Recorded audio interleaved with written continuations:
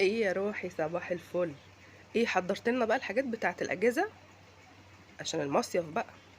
طيب، بصي بقى، ما تنسيش تجيبي معاكي مرهم فولتارين، عشان انا ركبي وجعاني قوي.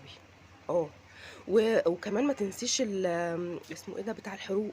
مش فاكره السنه اللي فاتت وانا بقلي الفراخ اتحرقت ازاي. عايزين ميبو بتاع الحروق.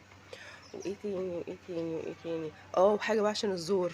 عندي برد جامد جدا، مش قادره اقول لك بقى، زوري وجعني قوي، مش قادره حتى اتكلم يعني. وطبعا ما تنسيش اي حاجه للتسلخات بقى، انت عارفه الصيف بقى والحر والتسلخات، اوعي تنسي حاجات التسلخات. المراهم بتاعت التسلخات دي مهمه جدا، عشان العيال كمان يقعدوا بقى يقولوا لنا متسلخين ومش عارف ايه، وينكدوا علينا بقى في الاجازه دي.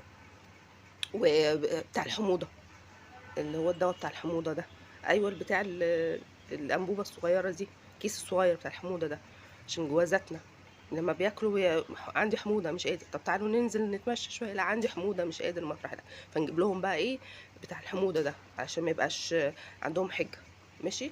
وايه تاني؟ دواء للبرد ده اساسي طبعا، عشان تكييف في الشاليه، اول ما نطلع بره على طول هناخد برد، فدواء للبرد اساسي عشان التكييف. ماشي. وايه تاني وايه تاني وايه تاني وايه تاني، فكريني يا بت، وايه تاني حصل لنا ايه السنه اللي فاتت؟ ها. اه مسكن مسكن الالم. مش فاكره السنه اللي فاتت. اه برضو رقبتي وجعتني من التكييف، فعايزه حاجه مسكنه، مسكن للالم، ما ينفعش، لازم مسكن. المسكن ده اساسي في اي مشوار. يجي لنا صداع، يجي لنا، وبعدين احنا يعني قاعدين كلنا مع بعضينا، فهيجي لنا صداع اكيد، كلنا لوك لوك لوك لوك مره واحده، فهيجي لنا صداع، فلازم اي حاجه للصداع. ماشي. ايه تاني عايزين؟ ايه دواء للكحه.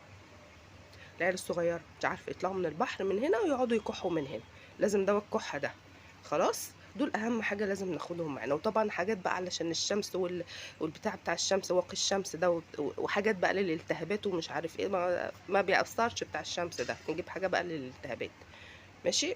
ما تنسيش. بقول لك ايه، خلينا قاعدين في البيت احسن، ايه الهم ده؟ نلغي نلغي السفريه. خلاص انا هكنسلها، يلا سلام سلام.